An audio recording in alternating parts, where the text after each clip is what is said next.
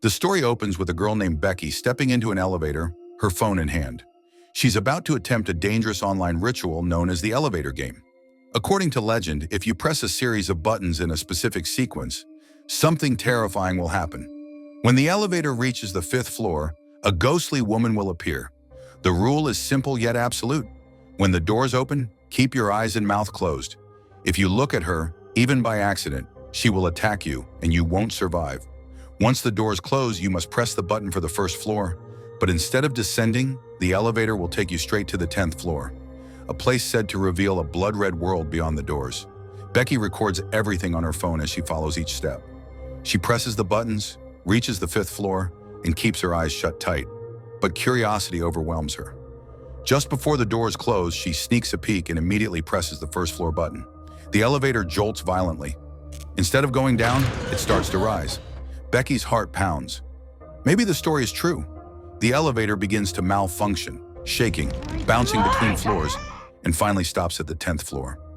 The doors open slowly and a wave of dark, suffocating energy fills the space.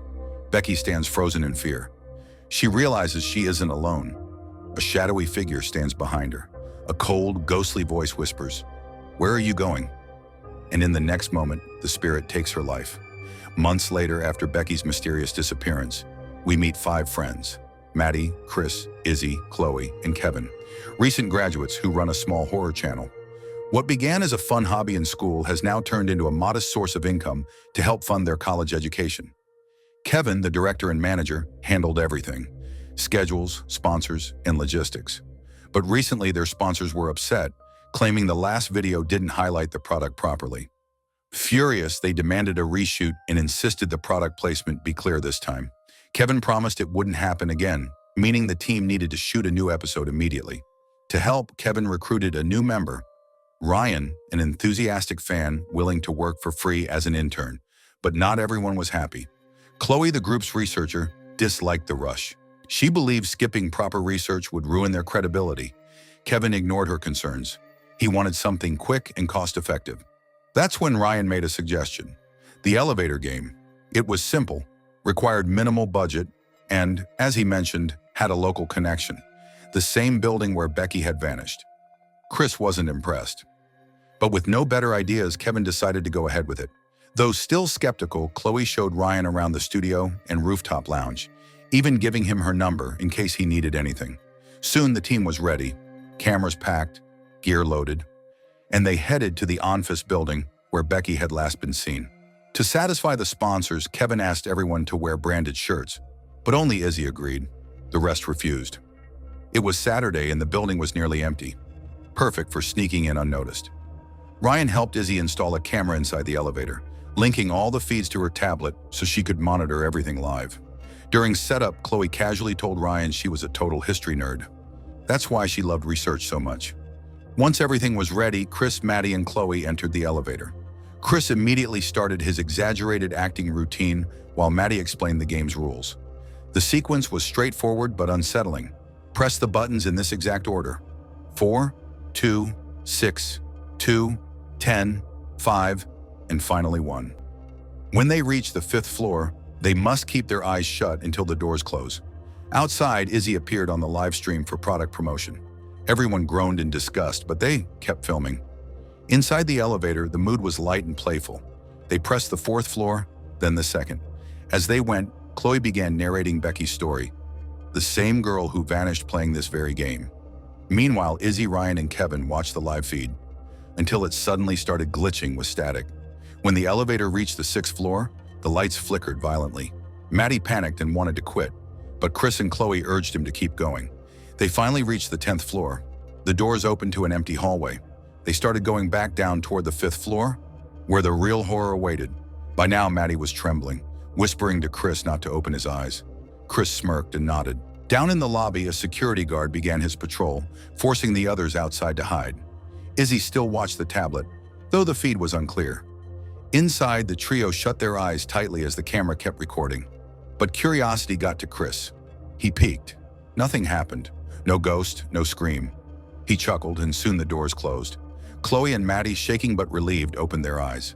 Chris, still smiling, pressed the 1st floor button. But instead of descending, The elevator began to rise again. Something was wrong. Maddie panicked, trying to stop it, but Chris and Chloe held him back. The elevator stopped on the 9th floor, where an office worker stepped in, confused by the sight of 3 frightened students. Moments later, they safely reached the lobby. As the doors closed, Chloe froze. She heard a faint nursery rhyme echoing from somewhere. Back at their setup, Izzy realized most of their footage had been corrupted. Without it, they had nothing. There was only one option: reshoot the whole thing. Chris refused immediately, calling it a stupid myth. Then Ryan dropped a bombshell. Becky was his younger sister. She had been a high school freshman when she met Chris, who had promised her a feature on their channel if she recorded the viral elevator challenge. She did it and disappeared forever. The group was stunned. Izzy and Chloe were furious, accusing Chris of exploiting her. Chris shouted back, tempers flared, and Ryan shoved him. Before it escalated further, building security intervened and kicked them all out. Later, Chloe tried to comfort Ryan but was angry herself. She accused him of hiding his true motives. Izzy and Kevin went back to the studio to try and salvage what was left of the footage. Then Izzy suddenly remembered she had left one camera behind, still mounted in the elevator. They had no choice but to go back. That night, Chris called Chloe to apologize and confess his feelings, but she ignored him. At her apartment, Chloe heard that same eerie nursery rhyme again. Meanwhile, Chris entered his building's lobby and saw her, the ghostly woman from Becky's disappearance. She lunged at him, freezing him in place. Within moments, Chris was dead. Across town, Maddie waited alone at a bus stop. Ryan battled his fear but knew he couldn't quit. He had to find his sister. Gathering his courage, he stepped into the elevator and repeated the sequence. After the 5th floor, the elevator didn't descend. It rose again, stopping at the 10th floor. When the doors opened, Ryan stepped into a strange world drenched in red light. A twisted version of reality. Then he saw her, the ghost. She charged at him, and Ryan bolted back into the elevator, slamming the doors just in time. Back in the normal world, Izzy and Kevin retrieved the forgotten camera. But instead of leaving, Izzy joked, "Why don't we play the game ourselves?" Kevin hesitated, then reluctantly agreed. At the 5th floor, they didn't close their eyes. Izzy laughed, until the ghost appeared behind Kevin. Her hand pierced through his face, spraying blood everywhere. Before Izzy could react, she too was attacked. The camera recorded every second. Moments later, the elevator carried their blood-soaked footage to the 10th floor, where Ryan waited. He rushed in and saw the camera replaying their brutal deaths, but the bodies were gone. Meanwhile, Chloe's research led her to a horrifying revelation. Becky wasn't the only victim. Many girls had vanished after playing the same game. Then Ryan called her, panicked, telling her everything. Chloe told him to meet her at the Onfus Building's wellness center. Elsewhere, Maddie was running for his life, chased by the ghosts through the streets. In desperation, he called Chloe, who told him to come to the wellness center. Maddie grabbed salt and a lamp from a nearby restaurant, trying to create a protection circle, though he knew it probably wouldn't work. But the ghost found him again, pushing him toward the building. At the wellness center, Ryan told Chloe everything about the Red World and gave her Izzy's camera. Watching the footage made Chloe pale with horror. She said they needed to call the police, but then noticed a strange circle Maddie had drawn on the floor. Moments later, Maddie burst in, terrified, claiming the ghost had confronted him multiple times. Chloe still refused to believe it was real. She explained her findings. The game's origin traced back a decade to a group of sorority girls who drunkenly pushed their friend Alice into an elevator shaft as a prank. The elevator broke down, and Alice fell to her death. Ryan and Maddie begged for a solution, not explanations. Then Chloe froze. She heard the same haunting nursery rhyme again. This time she caught something hidden in the lyrics, a forgotten rule. If you open a door, you must close it. Only then can the spirit be banished. Suddenly, the ghost appeared inside the studio. Chloe froze. The others jumped into the salt circle, hoping it would protect them. But the ghost ripped through it effortlessly, killing Maddie in a single, gruesome strike. Ryan grabbed Chloe's hand, and they ran toward the Onfus building. A security guard tried to stop them, but Chloe blinded him with spray and dragged Ryan into the elevator. She began the ritual again. The elevator passed the 5th floor and rose to the 10th. This time, Chloe saw the horrifying Red World with her own eyes. Ryan tried to step out to find Becky, but Chloe pulled him back, slamming the door shut. The elevator started descending, but stopped again at the 5th floor. Their hearts pounded. They closed their eyes tightly.